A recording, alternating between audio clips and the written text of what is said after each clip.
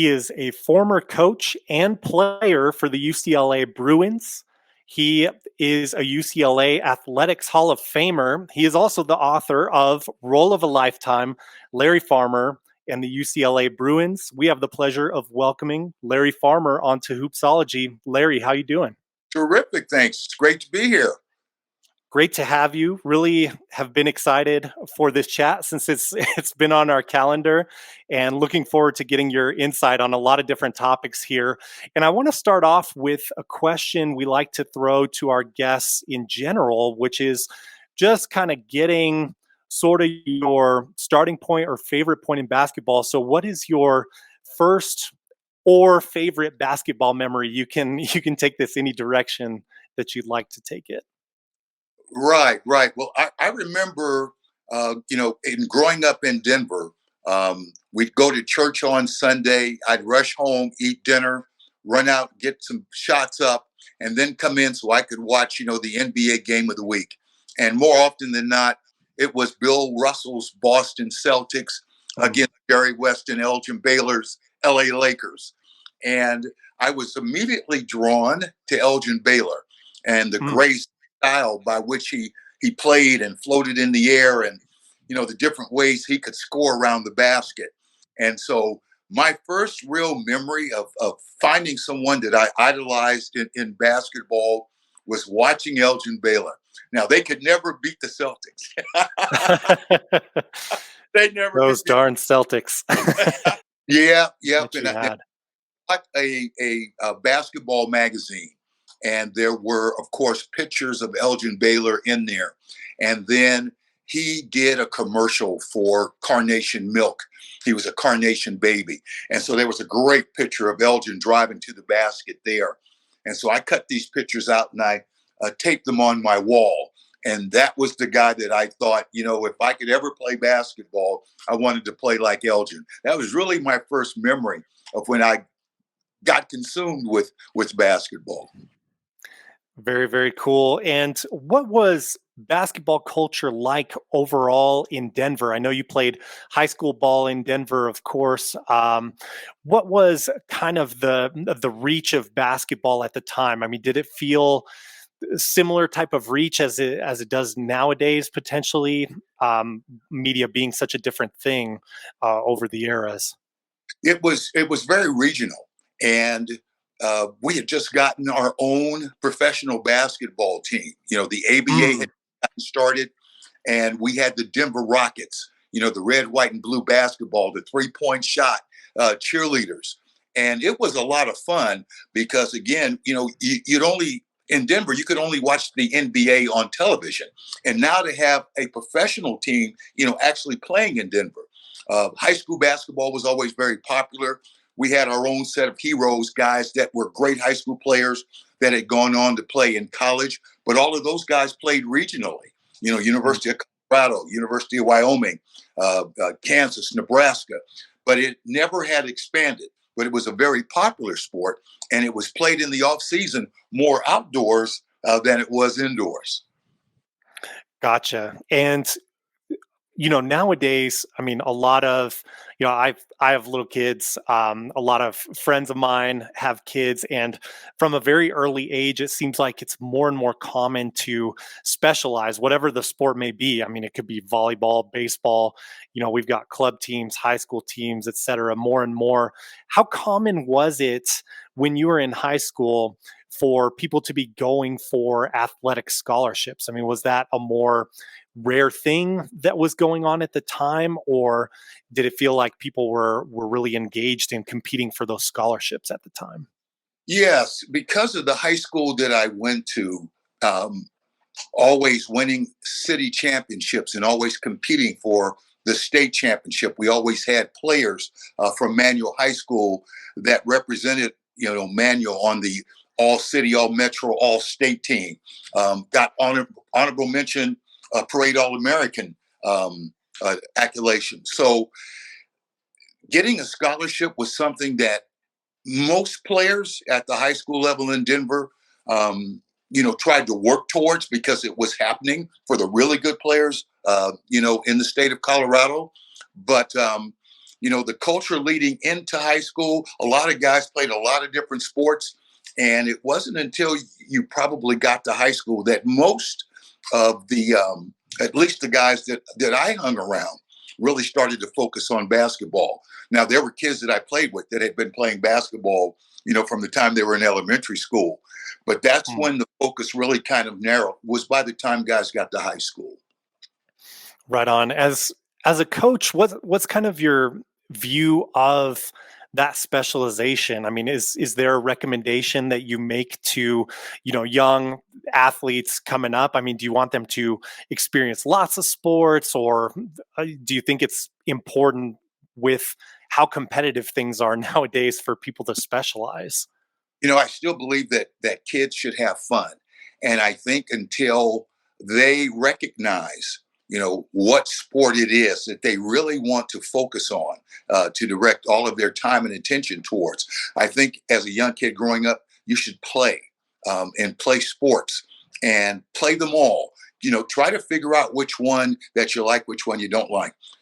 Sports get serious soon enough, and stakes go up, soon enough. And I think, rather than take one's childhood away, where those playing with their friends is still fun, um, you'll pick the lane you want to get in. And I've seen examples where parents or coaches have kind of pigeonholed youngsters early and gotten them focused on one sport. Sometimes that works, sometimes it doesn't. I know with my own children, they all play. Both my kids played multiple sports. My daughter really kind of focused on volleyball when she got to high school. It broke my heart because she was a terrific little basketball player, Uh, and her high school coach's heart too. But she played soccer, volleyball, and basketball all the way through elementary school. And when she got to the ninth grade, she focused. My son played basketball and soccer. He loved soccer. He played all the way through high school. His high school soccer team finished second in the state of Illinois. They lost in the state championship game. And then his basketball team that he played on, they went downstate. So, it was an interesting balance. But that would be my hope, or my advice to any parent, is let your children play and let them figure out what direction they want to go in, and to be 100% supportive. Totally, totally. So you're a high schooler in Denver. You have considerable talent as a basketball player. When does UCLA come on the radar? I know they are established as, I mean, a great college basketball team, to say the least. I mean, what is that initial interaction? And I mean, maybe to use a bad analogy, do you feel like Charlie and the Chocolate Factory getting your golden ticket to go to be recruited by this school? Yeah, I really did. I reached out to UCLA. In those days, Coach Wooden rarely went out of state to recruit. The state of California and Southern California, 90% of the guys that were on those teams were essentially local kids. And so, I watched the game of the century like, half of America did, back in 1968 when UCLA played Houston. This is the first time they had a big game like that on prime time. Number one versus number two, Elvin Hayes versus Lou Alcindor. And I fell in love with UCLA. And that became my dream school. If I could go there, I mean, that was my number one choice. But they weren't recruiting me, so I basically recruited them. I wrote a letter. I sent my transcript. I sent a really good game film, and then got a response back. And I'll never forget my high school principal and my high school coach. They took me out of class. I went down to the principal's office, and my high school coach was also the dean of students. So I didn't know if I was in trouble or not. And, and so I go down, and go in the principal's office, and they had me sit down, and they said, "Hey, we just got a call from UCLA, and they're going to be calling you tonight." And the rest of the conversation was blurred, because after they said UCLA would be calling you tonight, I don't think I heard anything else. And in that evening, Denny Crum called me, and Hall of Fame coach Denny Crum from Louisville. He was an assistant at UCLA for Coach Wooden. And the first thing he said to me, Larry, do you think you're good enough to play at UCLA? And, of course, yes, I am. Then I thought about it. Am I? I don't know. But it was me reaching out to them. And when I first heard back from them, it was surreal.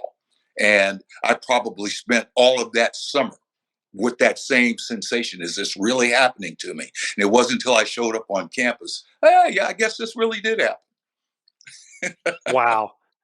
So then take me in your shoes. You make the team, and tell us. I know I saw in the book, but what was that student athlete experience like? There were differences between freshmen and upperclassmen, but how did it feel to now be wearing that Bruins jersey and be there? I mean, did you have a sense of how big that was in the moment you were there, or did that hit you later on?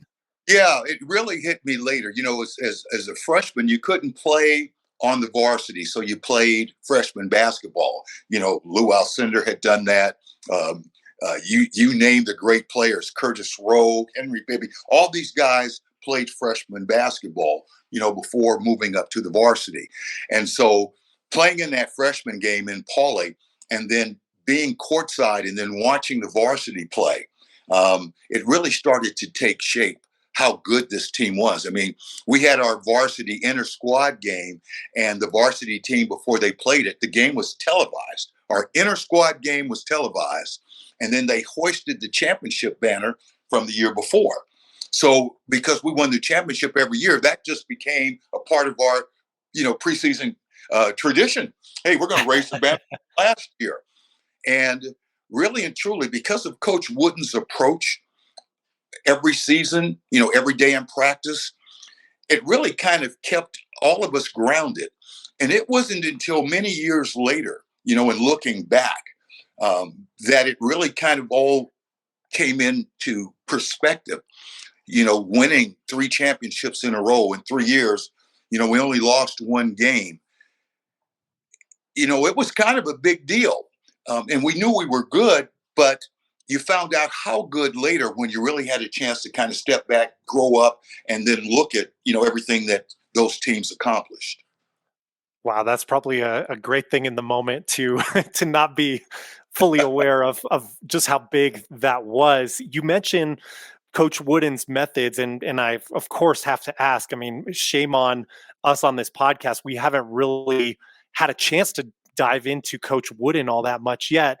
I mean, who better to ask than a player under him, and a coach under him as well? Can you describe for us? I mean, what was playing for Coach Wooden like, and what were some of those methods? Um, a practice was Coach Wooden's baby. That was his classroom.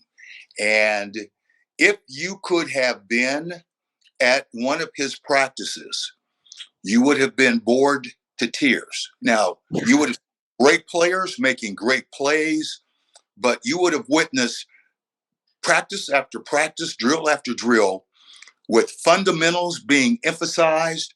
The drills were repetitive. So if you went 3 days, you might see, 70% of the same drills run over and over again. There was no fancy globetrotter plays in practice. He played that very much close to the vest. You saw a lot of teamwork. That's where he believed games were won and lost. That's where the philosophy about just getting a little bit better each and every day came into focus. And I think that was one of the other reasons why, even with the great expectations, that our fans and people that followed basketball in general, the expectation for us to achieve had become so high because we were winning so much. But it was because of his approach every day. We never got lost in winning the big game. Or one thing, Coach never mentioned winning. A lot of people have talked about that. Coach Wood never said the word winning in a practice or in a post-game speech. It's funny. He did talk about a loss. I only lost 1 game in 3 years. So, that in the book because I only heard that speech once. But it was his approach in practice. And then off the court, if you've ever seen his pyramid of success, where he talks about the behaviors, the whole bottom of the pyramid all of those behaviors have to do with working with other people, being considerate, and getting along. Um, this is how he lived his life. Who you've heard he was is exactly who Coach Wooden was.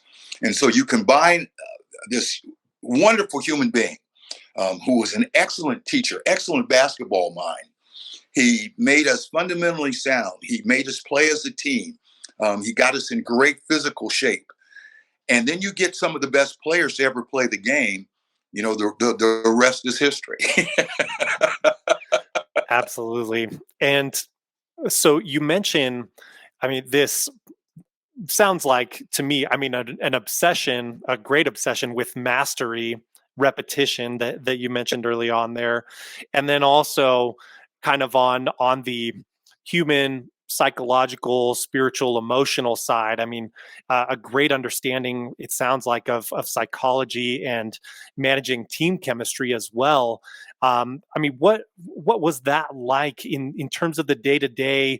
I imagine, like with any team of 18 to 20 some year old males, I mean, there's going to be competition, conflicts, things like that. How was that managed day to day, and how was team chemistry kept healthy? It was a healthy competition. It took a special person to want to go to UCLA, and Mm. you knew the odds that you were up against as soon as you got there. I'll never forget going into our first, it was our media day. And so you had hordes of media coming in, we were all in our uniforms, and, they would take pictures of the stars. And, my first year was Sidney Wicks, Curtis Rowe, Steve Patterson. We had all these great players. And as they would talk about each one of the players on the team, every guy on our team was all state first team, all American, high school player of the year in the state. And so you know what you're up against. And it wasn't a comparison um, um, atmosphere. The culture wasn't one of comparison. I've got to be better than him. It was a competition. Um, I've got to work as hard as I can to be the best player that I could be, so I can compete against this guy. It was like that. Coach Wooden did a great job also of picking out young men with great character. Mm. And so, even though in those days, with the freshman rule, we had players that when they kind of figured that they might not make the team or play much as a sophomore or junior, we had players transfer every year that left UCLA and went to other programs and became starters and played. Mm. But it was a very healthy culture, and all having to do with Coach Wooden. There was a certain brotherhood in the locker room because once you did make that, you put on those four letters, you've got a bullseye on your back anyway. But it was also a source of pride. I've been around guys all these many years later that played on the JV team at UCLA, never on the varsity. And they'll tell people, I played at UCLA. They love it. But that's a sense of the brotherhood and the camaraderie. The culture was one of excellence. It was one of achievement, but it was also understanding your role. The name of my book is A Role of a Lifetime, but it was, you quickly learned your role. And through that competition, you knew if you did your job, we could be successful. And if you didn't do your job, there was a guy waiting behind you that would do it and then consequently make the team successful. But the culture was very healthy because it was very competitive. Awesome. Do you get the sense, do you perceive echoes of that UCLA Bruins dynasty into the modern era? Or do you think that things have just changed so much into the modern era of basketball? I mean, are there things that you perceive, or is it hard to see that now in the modern era of basketball? You know, I think I think basketball is as popular as it's ever been. I think because of what we did, the kids that even today that go to UCLA understand that every day they practice underneath those 11 banners. Mm. Every time UCLA has a good team, or they're ranked in the top 10 or in the top 5, or if they're ranked number 1, it brings back those shadows, those old ghosts, and all of a sudden the rises. Um, there are teams. You take UConn this year. They said UConn was very dominant, in the NCAA tournament. They won every game by an average of 20 points. That reminded me of my junior year at UCLA, where we won every game. We went undefeated, and we won every game by 30 points. Not just the 4 we played in the tournament back in those days. And then the next year, our fans said we gave them heart attacks because our average win margin for the entire season had dropped down to 21. I see teams today. I know we laugh at that. The game got bigger. The kids today are stronger, and they're physical. They're quicker. I think a lot of the things that we were required to be good at in the past are now becoming things that kids have to be better at today. They call players really skilled if they can dribble, pass, defend, rebound and shoot. Well, to make a UCLA team, you had to be able to do those things. Now, you might have been better at 1 or 2 of those things, but you weren't going to beat out that other All-American if you weren't good at most of those things. And the game got specialized, and I see it now coming back to the point, and in the NBA as well, where we will describe a guy, oh, he's really skilled. Well, that's what you had to be back in the old days. And I like the fact that basketball has gravitated, back toward the fundamentals. I hope I answered your question. Yeah. No, great answer. I I have to ask, you brought up kind of the ghosts of UCLA past and those kind of past expectations casting a shadow over anytime UCLA or some of those other legendary programs, I'm sure, are ranked. Do you Yes. think that the dynasty, I mean, obviously you're never going to regret putting up all those banners or anything like that, but do you think that in some ways it was a hindrance to the future of UCLA? And I mean, was there like a shift where that became true, if it is true? I think because I was a member of the coaching staff of Coach Bartow, who immediately followed Coach Wooden, I think that might have been the toughest time for UCLA basketball, because you're going from a coach who won 10 championships in 12 years. Coach Bartow, who was an excellent coach, went 52-9, 52-9 in 2 years, and was essentially pressured because there were fans that weren't happy. We went to the Final Four. 2 of those 9 games that we lost were to the 75 Indiana team. And a lot of people have said that Quinn Buckner, Scott May, Ken Benson, that Indiana team might have been one of the best college teams of all time. Now, as a UCLA Bruin, I disagree with that thinking. But that might have been really and truly the toughest time. Um, I think when you have a program like Duke or Kentucky, the things that they accomplished in Vegas, what they're doing in Gonzaga, you build this foundation, and that's why you continue to get really good players. So the dynasty would never hurt UCLA. I'm sure if you interviewed any of the guys, Tiger Campbell, Joaquin, you interview hockey, you interview any of these kids and say, why did you come to UCLA? And somewhere in their reasoning, they're going to mention championships. They're going to mention Coach Wooden. And so what might be a hindrance to some 50 years later, those 4 letters are still attracting the best players. And they're coming there knowing that the expectation is always going to be different there than it is anyplace else.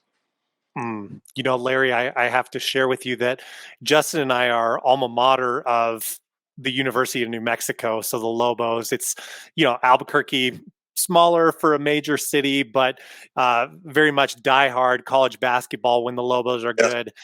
Coach Alford, we were in college while Coach Alford was coaching the Lobos, and he was hired, as I'm sure you know, by the UCLA Bruins.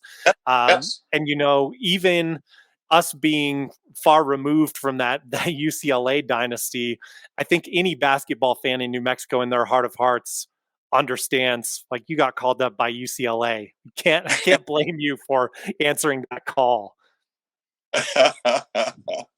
No, So that is very true, and it is special. Even you watch how teams celebrate this past season. The teams that beat UCLA, Arizona, USC, their fans stormed the court.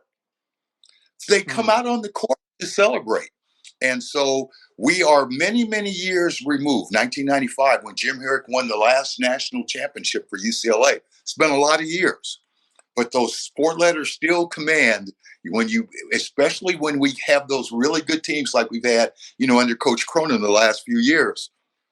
It those old ghosts get rekindled, and all of us old guys, we love it. I mean, hey, we root for these teams and we want these kids to win, and we're proud of them. But it's that culture, it's that expectation that we played under, that they're playing under, that we all kind of understand. And I still think it's great what we did for the game and how it's transcended all these years into the UCLA program today. absolutely. Just want to ask, generally speaking, I mean, you touched on, the skill of modern players and things like that. Just personally, as a basketball fan, as a coach, what excites you about the modern game of basketball? The speed at which the game is played and the athleticism, um, players playing so far above the rim. The 3-point shot has changed the game. It used to be played from the inside out, and now the mid-range shot is become a dinosaur. We applaud the great NBA players that have that mid-range game. We talk about it. The sportscasters, they talk about it. Kevin Durant, with that nice mid-range pull-up. Well, that was Mhm. the shot that we worked hard to get in the old days. The 3-point line has changed that. I think the speed at which the game is played, the flow, and the fact that players are more athletic, I love that about the modern day game. What I wish would become a more prominent part of it. Um, Back when I played, there was a lot of movement on offense. Bobby Knight ran motion. We at UCLA ran the high post offense. Well, it involved play on the strong side where the ball was of movement, but it also involved movement away from the ball, which made those offenses as a player a lot more fun to run because you always knew that you might have an opportunity to get the ball, but it was also tougher to defend. Nowadays, because every team is a screen and roll team, spread, take advantage of the 3-point shot, penetrate, draw, and kick, you'll find a lot of standing on the weak side. There's not as much movement. And the flow of the game, I miss that. The fast break, yeah, of course, you love it. But once they get into the half court, it becomes a little bit more predictable. And for me, as an old basketball fan, that's not as much fun to watch as basketball used to be when all 5 players on offense were required to move and screen. Yeah, I think you're so right there, and you see it over the years in teams that have been successful, whether in college or in the professional level as well. I mean, you look at how like the Spurs moved the ball around, and the Warriors kind of took some of that for their dynasty as well. Yes, I mean, you can just see on the energy of the court when everyone's touching the ball, they're having a better time. yes. Um, Want to ask you one more question, and then I know I got to let you go. Um, Wanted to also get your perspective on the role of the modern day coach and the role of coaching that you've seen through the eras that you've coached through. How has the role of the coach changed specifically in the college game, if at all? Back when I played, and not only because I played for Coach Wooden, there was a lot less questioning of a coach's method, his system, his philosophy. If you signed on to go to a Kansas, a UCLA, a Notre Dame, you were going to get an education, but you were going to play for that coach. And there was a lot of trust in that coach and belief in that coach. And through my 44 years of coaching, what I saw was players being a little bit more difficult to always convince that what you might be teaching them might be the best approach. So there was a lot more questioning. There was a lot more attention that needed to be taken to the mental approach off the court. Uh, there were more distractions. The internet, you have all of these other things, social media, and it became a lot more. You were almost doing as much coaching off the floor as you were doing on the floor. Now, you always bond with your players and you get to know them, and that's true in any era, at any level. But I found over the years that there had to be more attention paid off the court as there was on the court because of all of the distractions that these kids were being surrounded by. And then the influence of the pro game has always influenced the college game. But when it really became specialized, at the end of a UCLA practice, you might find us out shooting free throws or, working on our crossover. My first year as a head coach at UCLA, our guys wanted to have dunk contests after practice was over instead of working on their free throw shooting. And later, 10 years later, every team had a piece of equipment called the gun. And so this was a rapid fire way of you going to a spot and just working on jump shots. And then we had kids that would prefer to come in and get up shots on the gun as opposed to the old fashioned way where you went in the gym late at night and you just got up 100 shots. And, if you didn't want to chase down your misses, you made sure that all your misses were makes. But it changed that way. The modern day coach spends a lot more time off the court trying to understand his kids as opposed to the time that he might have spent getting to know them and then really putting his focus on making sure that they were good students and then good athletes. More of a manager as opposed to a coach, and that role has kind of changed. Gotcha. Larry, this has been great. Honor to have you on the show. Thank you so much for your time. Listeners and viewers, role of a lifetime, Larry Farmer and the UCLA Bruins. Be sure you check it out. It's a fascinating read. Larry, please let our listeners know where they can find you, what projects you're working on, and anything else you'd like the listeners and viewers to know.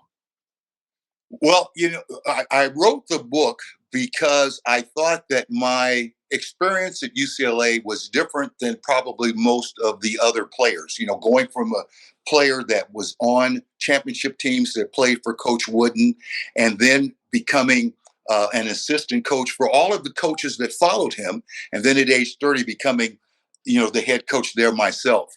And it kind of spans the dynasty and then what happened immediately after Coach Wooden retired. I wrote a little mini chapter in the book about accepting your role.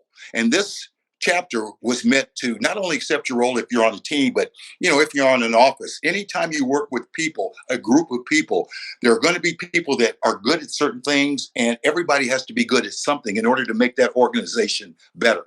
I coached high school girls basketball this year. I'd never coached high school before in my life, much less coaching girls. And I had the girls quoting Coach Wooden's pyramid. They come to practice and say, be quick, but don't hurry. It's amazing how much can be accomplished when no one's concerned over who gets the credit. These are 16-year-old girls. And so his has remained alive, through those of us who follow.